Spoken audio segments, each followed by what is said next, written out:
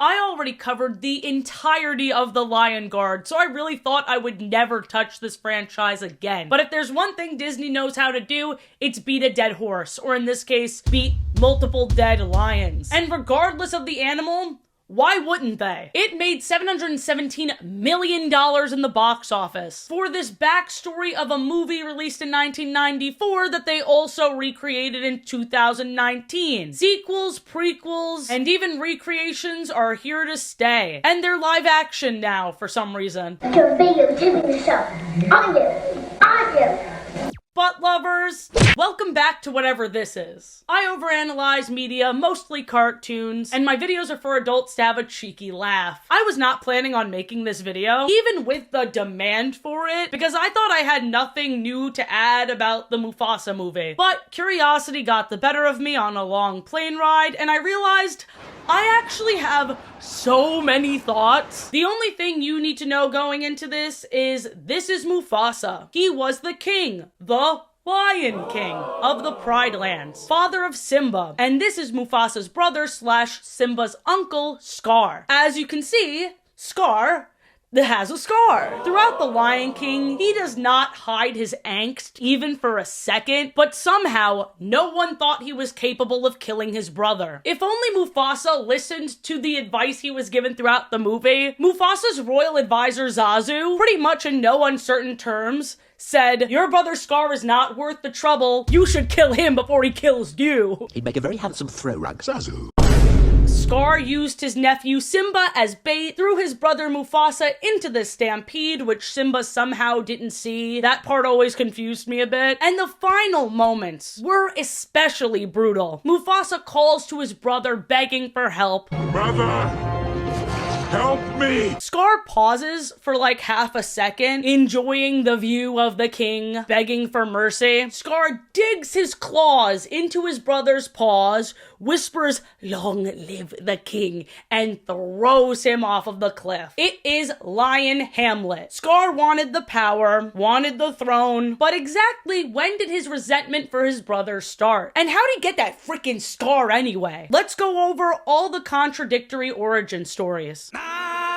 Have you guys ever watched a show or movie and thought to yourselves, where did all the world building go? Storylines discarded. Prophecies gone nowhere. It's happened to me many times in the shows I've covered. Maybe you're a writer and are worried you'll lose track of the intricate lore of the universes you've created. Or maybe you play role-play games and your campaign has lasted so long some of the details are a bit blurry. Well, boy oh boy, do I have a wonderful site to share with you today. The sponsor of today's video, World Anvil. In the past, I've been guilty of plopping everything into a plain, structureless blob of a document. But I will never do that again because World Anvil is a game changer. The variety helps the brainstorming process, and it also keeps everything so organized. There are 25 world-building article templates, perfect for creating wiki-style presentations of your world and writing. The coolest of which, in my opinion, is the interactive map feature that can turn pre-existing maps into interactive pages. They also have a really easy way of creating timelines with the Chronicles feature, and you can also make family trees over on World Anvil, and so much more. I am a deeply unorganized person, and I have needed this. I have so many stories in my head. Use my code AthenaP for 51% off of any yearly subscription at worldanvil.com. Thank you so much to World Anvil. I think this is the perfect sponsor because my subscribers are made up of some of the most creative and talented people. I think they're gonna eat this up. I think you're gonna eat this up. I can't wait to see what you create. Be sure to send it my way. And again, the code is AthenaP at worldanvil.com. Now back to Scar's scar.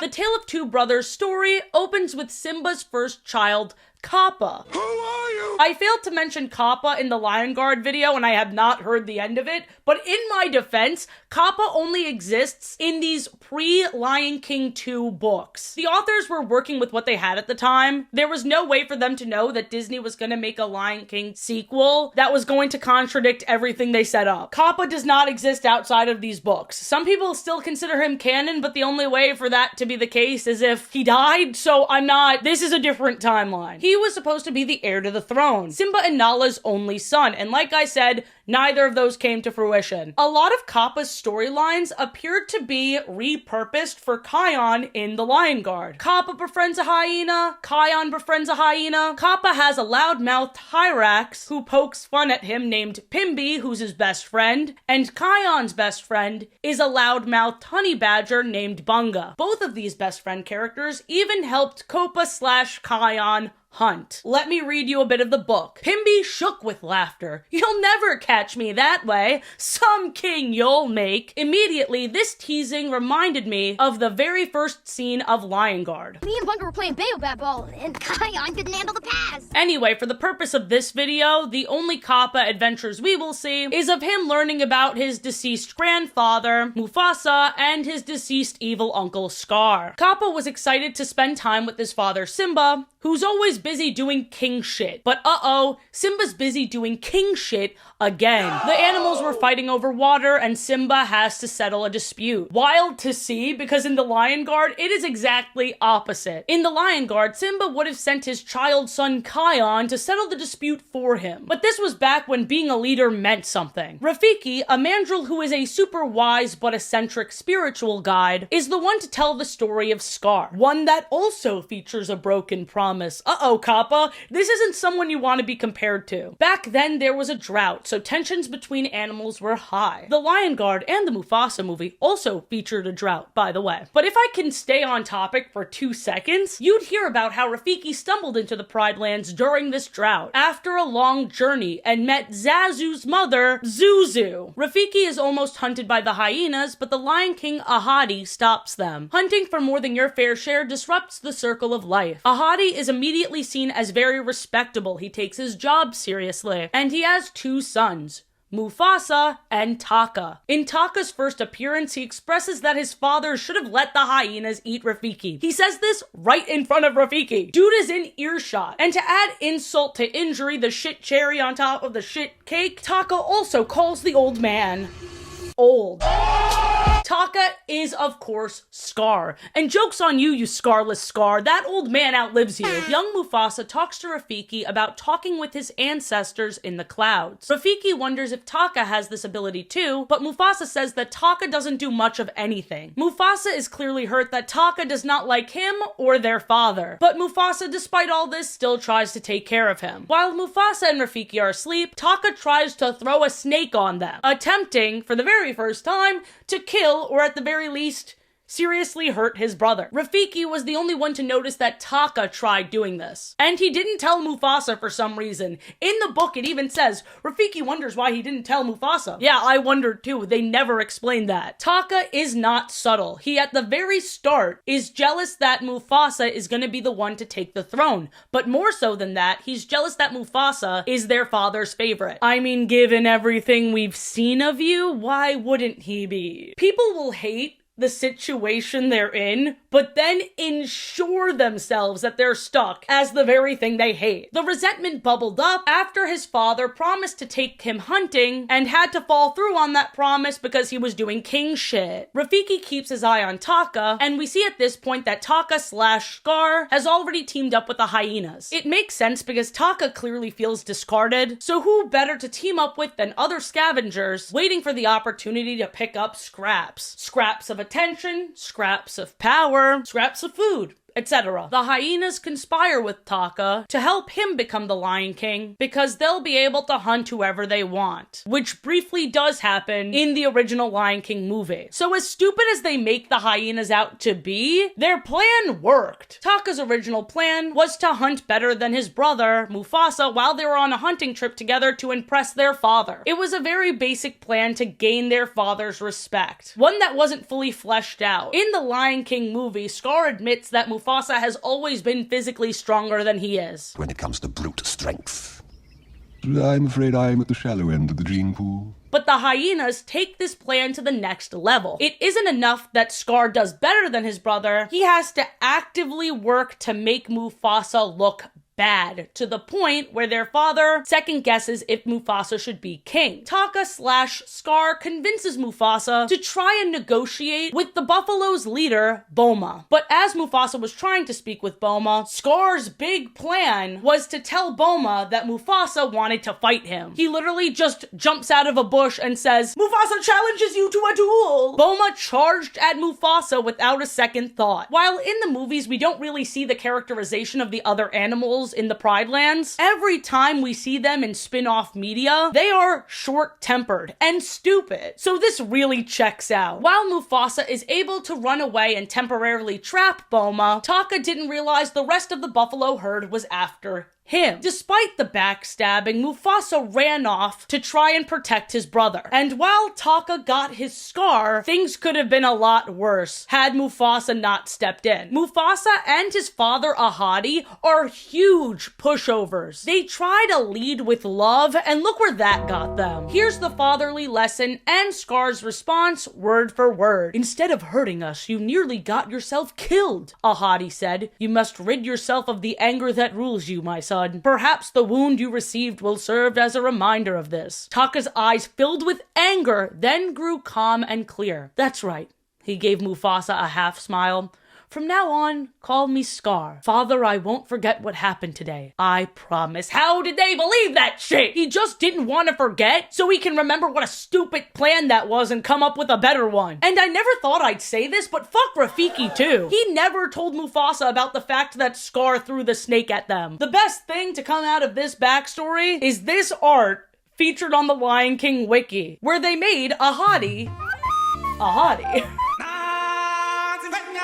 Lion Guard takes place long after the hyenas devoured Scar, but Scar appears in this fire seeking revenge on Simba and the Lion Guard. But let's rewind. What is the Lion Guard? The Lion Guard is a group led by the second child of the Lion King. This child possesses the Roar of the Elders, which in my original Lion Guard video, I kept calling the Roar of the Ancestors, and that kills me. I watched over 100 episodes for what? To get a major plot point wrong? But anyway, the Roar of the Elders is a powerful roar that can blast people away. So Scar possessed this power, and it only got taken from him once he killed his entire group after they refused to kill the king with him. This, for many reasons, still confuses me. Past Athena, take it away. This is clever because it explains why it skipped a generation, like Simba doesn't have a younger brother to have these powers. But it's also really silly because it implies that the ancestors helped Scar kill that group of people. And then they just turned around like, you shouldn't have done that. Do they have no choice in the matter? If Scar used the roar to kill Mufasa, would they have just let him?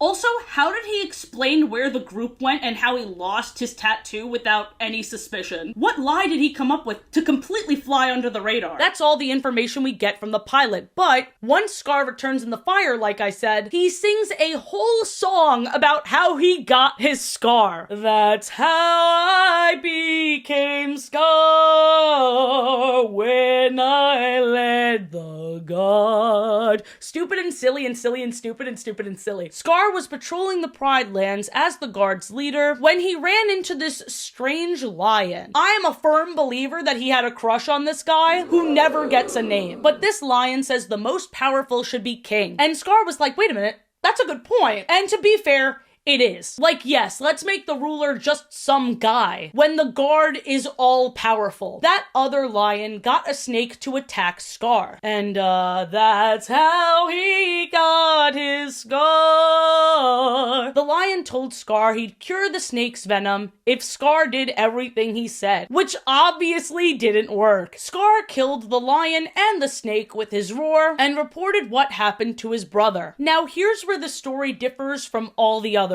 Scar pretty much told his brother, I took down somebody who was trying to take down the monarchy, and I almost died doing so. Mufasa replies to this by giving him the nickname Scar. Flashback. But what hurt more than that was when Mufasa went up to him and said, you got Scar. I'm gonna call you Scar now. Scar? Scar. Scar?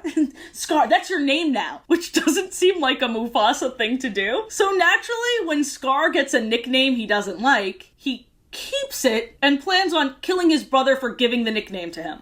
Whoa. I stand by what I said. That doesn't sound like something Mufasa would do. That's so mean. People even said it was a loving nickname. Scar got attacked. Like, that's wild. So egg on my face, because this is way closer to the story the original crew of Lion King came up with. What? On the YouTube channel Screen Junkies, Lion King director Rob Minkoff said that they had the idea that Mufasa gave Scar his nickname. Oh, wow. Now, their version does make a lot more sense because they were kids, they were playing in rough housing, and Mufasa accidentally gave Scar his scar. Oh shit! Oh shit! And I think maybe he jokingly gave him the nickname because he thought, oh, like, Scar will think it's cool, you know, and he won't be mad at me for accidentally giving him a scar. And they're kids. The song even confirms that when he got that nickname, that is when he became Scar, meaning that was the event that changed everything. It wasn't when he actually got the scar. It was afterwards when he was overlooked and belittled, even though at that time he did have way more power. And he sings that he still is Scar, meaning a vengeful little bitch, because Simba is the one that killed him, but he isn't. They did not address the fact that the hyenas ate Scar. I guess that part was a little too intense for Disney Jr. Scar gets a snake to bite the current leader of the Lion Guard, Simba's second child, Kion, so that Kion can have a scar too. That was Scar's only plan, and Scar was only taken down with the power of forgiveness. Steven Universe type shit. But whatever, it's a lesson for the kiddos to be pushovers or whatever. Here's where it gets worse. They reveal that the snake venom will affect Kion unless he gets the antidote. And Rafiki says it will affect Kion's ability to tell right from wrong. What? Did no one tell Scar that? This is the worst backstory by far. It's not even close. They have a built-in excuse for why Scar is evil. It isn't resentment. It isn't the lack of a father's love. It's snake venom. The scar doesn't even look like a snake bite. A lot of people think the book's backstory is best, but would you guys yell at me if my favorite was...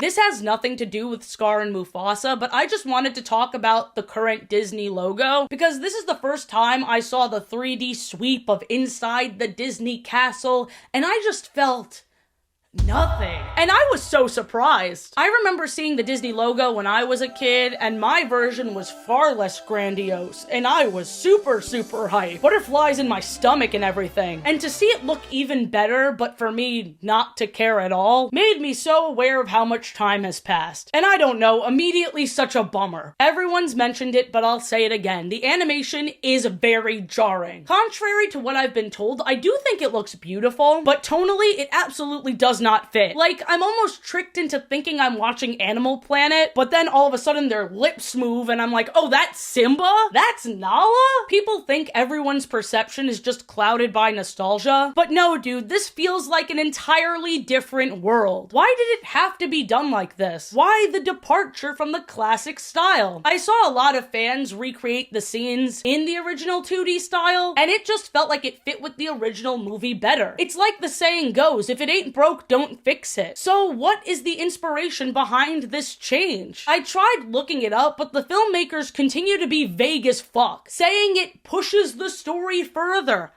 How? They never say. I wish they'd just be like, you know, it's what Disney wanted. And it looks cool. The expressions on their face, while limited, was way better than what I was expecting. I saw a few clips from the 2019 recreation, and they've improved a lot since then. And as usual, I know you expect me to be cynical, but Timon and Pumbaa, at least at the very start, were hilarious. I'm sorry. Yes, they overstayed their welcome. Yes, 99% of the jokes sucked, but their opening was killer. Them lying to Kiara about how Scar died and seeing their story play out with Timon bitch slapping the giant lion, it had me in stitches. Simba gave a speech about how his family's growing, and he and Nala left Kiara. She is babysat by Timon, Pumbaa, and Rafiki. Rafiki confirms that Simba and Nala have gone to the birthing grounds, and my jaw dropped. No one, and I repeat, no one expected them to acknowledge Kion or the Lion Guard at all in this movie. What a delightful surprise that is. Rafiki is the one to tell the story, just like how he did in The Tale of Two Brothers. Now, Rafiki tells this story to a young Kiara to comfort her from her fear of storms. And I'm not even exaggerating, this is how the story starts. To comfort you since you're scared of the rain, once upon a time, baby Mufasa was separated from his parents because of a flood. He almost died even younger. Isn't that crazy? Least comforting story ever. But don't worry, we still have an hour and 40 minutes more. And it gets scarier. Baby Scar, at this point in the movie, he's called Taka, just like in A Tale of Two Brothers, and Taka saves Mufasa from being eaten by a crocodile. Seeing the image of a young Scar clawing into Mufasa's paws to save him,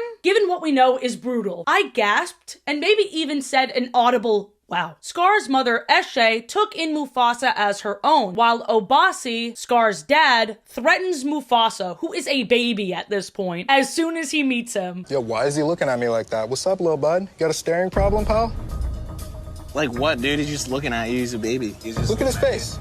Dumb little face. Obasi says he's an outsider and that he'll never be his son. Scar, however, is hyped to be a brothaaa. And there's a whole song about it that I first heard on, you guessed it, TikTok. Hearing this banger while resisting the urge to watch this movie was so hard. Anyway, Scar, aka Taka, and Mufasa have a time jump while singing this song. They are now late teens or early 20s, and they're still singing about being brothers. But Scar's father, Obasi, breaks it up. Obasi teaches Scar how to be a king by taking a nap. Dude, this just validates what I was saying about Lion King politics in the Lion Guard. Let's freaking go! The first real rift between these brothers was when Scar overheard Mufasa talking to Eshe, Scar's mom. Mufasa says he's lucky he doesn't have to be like Taka. Mufasa doesn't want to be king and prefers to be a stray. This was obviously a cope for Mufasa, who doesn't feel wanted, but I think it strikes Taka / Scar because I think he's maybe been thinking the same thing with how his father is king. I mean, his father is sleeping while the female lions do all the hunting. I think he'd prefer to learn from his mother like Mufasa is. Not only is Obasi a lazy bum, but he also talks down about the women lions. Oh, Brother. this guy stinks! During the brother song, during the bridge, they have different perspectives on the birds. While Scar exclaims they're his subjects and they'll have to respect him and worship him, Mufasa argues that they are free and not tethered to anything. And as you can see, Scar is not the leader of the Lion Guard. What a power move would that have been? If people go into a major motion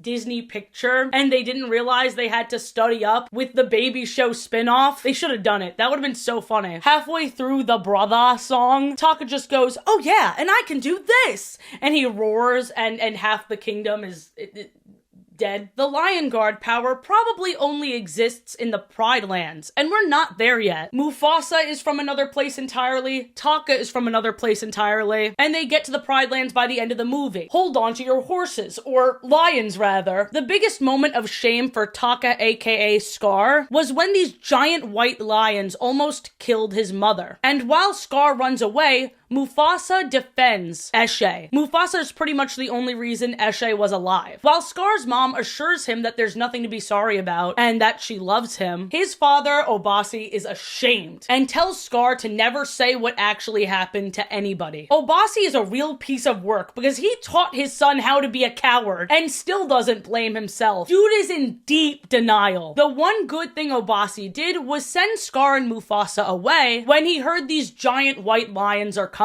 These guys outnumber them and they're way stronger. Obasi sends Mufasa with Scar to pledge his loyalty to the king. But what that really means is Mufasa will protect Scar because Scar can't do that himself, but he can't admit that in front of everyone. He's still letting pride get the better of him and he's about to fucking die. When the white lions come, their leader, Kiro, says he will be the one true Lion King, and I scoffed. He said the title and he doesn't even know how irrelevant he is. White Lion evil leader Kiro or Cairo, I forgot, I'm not going back to check, has some hard lines in this song, such as saying, "The circle of life is a lie." And he also says that it's a flowery way of saying there's predators and prey. This is how Lin-Manuel Miranda felt writing that. And listen, he's not wrong, but the chorus is taking me out. I'll make you go, bye-bye. Bro, shut the fuck up. We cut back to Kiara, who's getting way too lost in this story, screaming for Mufasa to run! Even though this happened like 60 years ago. Motherfucker can't hear you, he's already dead, and quite frankly, you're embarrassing yourself. I don't know why, this was the scene that made me cringe the most. More running water madness as Mufasa and Scar escape from these giant white lions. And can I just say, Disney backpedaling is amusing as fuck to see. They're like, don't look at the first movie! Scar has always been the lighter one, actually. The white lions were always the bad guys, and we've never said otherwise. You've got to believe us! I love it.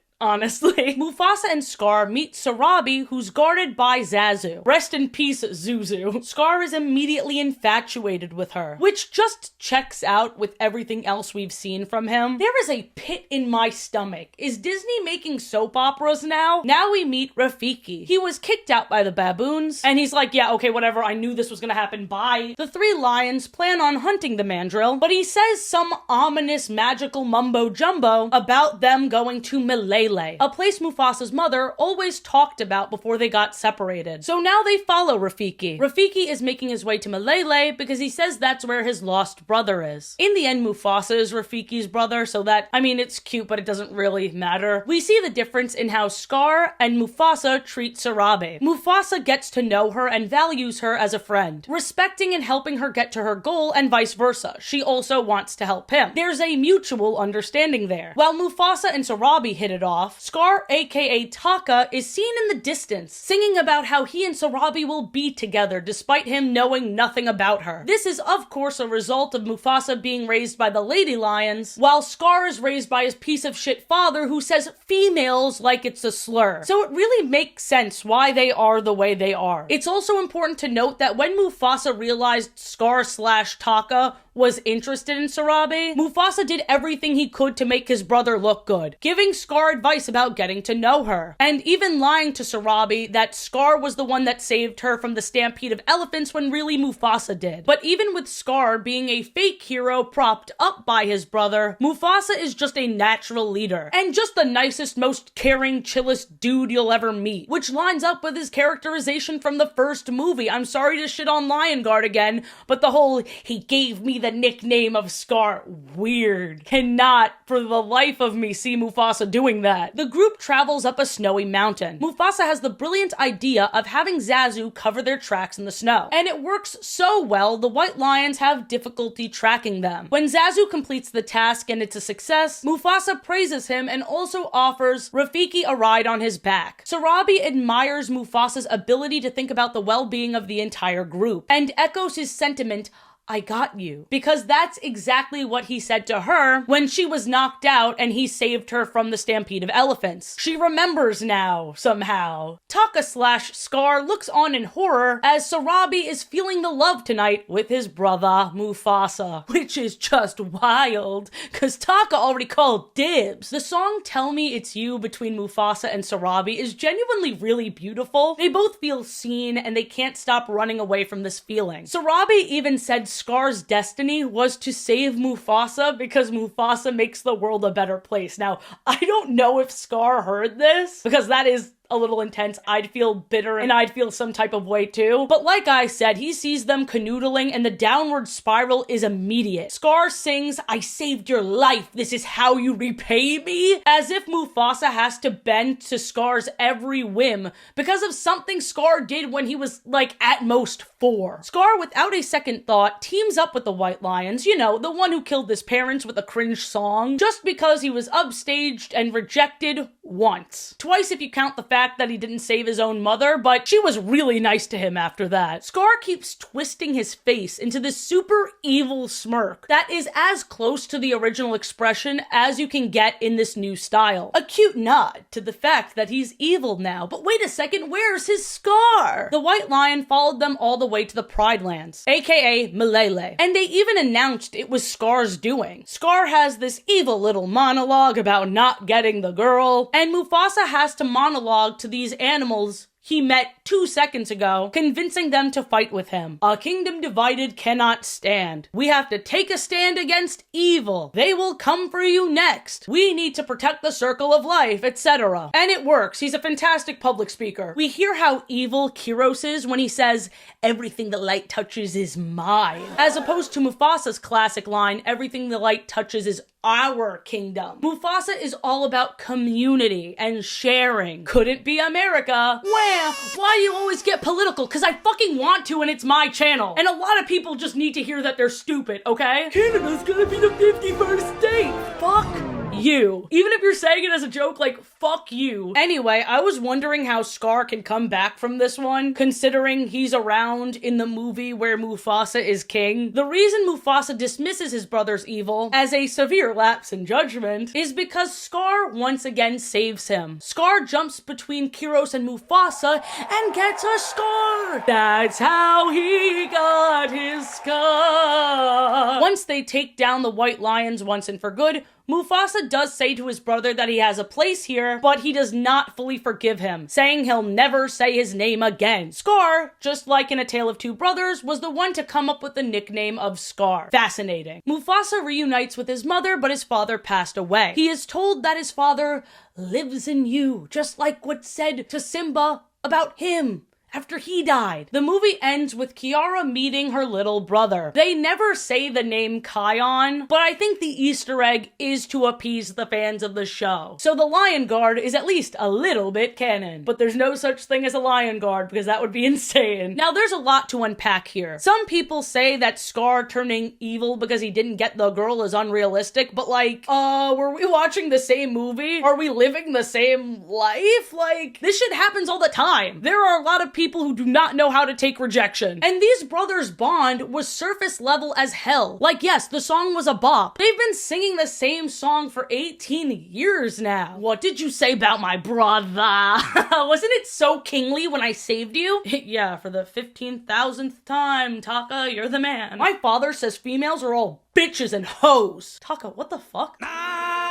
In a deleted scene from the 1994 movie, Scar wants Nala to be his queen. Nala is Simba's best friend. She's a good 30-40 years younger than Scar. And in the 2019 recreation, he asks Sarabi to be his queen. And in both instances, he punishes the women for saying no. It's giving incel either way. So I think the Mufasa movie really fits what we know about him. I do wonder why they shied away from the creepiness of him asking Nala. It's like Jafar with Jasmine. It's gross, but guys, they're evil. They're villains. It makes sense. Mind you, according to Lion King 2, he had Zira, but a woman wanting him back just isn't as fun. Ew! Ew, dude! I think the origin that makes the most sense for how reprehensible he became is Mufasa. Not because he's justified. He's not. He never is. But being raised by a father that repeatedly told Scar he's better than everyone, and that the one thing he had to look forward to is being king when Scar fails repeatedly and never gets the throne, it just makes sense for who he became. I know people think that Mufasa being adopted changes things, but I don't know. I thought it was compelling to see Mufasa go through so many hardships, but he still came out a better person. It's their way of making it so abundantly clear that Scar is a pathetic bitch. Don't let his trauma fool you. Don't let his smooth, sexy voice fool you. He is a loser. I really hope you enjoyed. Here's the part of the video where half of you are gonna hate me and half of you are gonna get really hype, but I made a silly song. Yeah, from the perspective of Scar getting a scar. Take it if you want. If not, bye! I got this injury when I was but a child. When I was 5, my brother went buck wild. He punched me square across the cheek just 'cause his girl said I was neat, and now I receive all the pain. and the blade. That is not what happened. Mufasa, I didn't know you were there. Whatever. You're lucky I have to go to my son's birth. And if you're not there, I don't know, you're a bitch. Is he gone? I am not going to that shit. Anyone want to hear how I really got this scar? No. I was trekking uphill all on my own, ready for the throne. A hippo charged me at full speed, said Pride Rock was his to keep, but I had beaten him, of course. Jagged Tooth scraped me before he was a corpse. Hi, Hippo Treasurer here. I just nerd. Who invited this guy? As I was saying, we keep close records of all our battles, and something isn't adding up. Scar lying? Wow, that's so out of character. Cut the shit, Scar. What actually happened? So, like, have you guys heard of, wizards? What? A magic man said he'd grant me wishes 3 if I stayed with him for eternity. Sure, he was hot, but not my type. Took projection badly, so he smited me. Out of my right eye, I can no longer see. Isn't it your left eye? Shut up! Shut the fuck up! Shut up! I'm leaving! So, Rafiki, how do you actually get his scar? He slipped on a banana peel.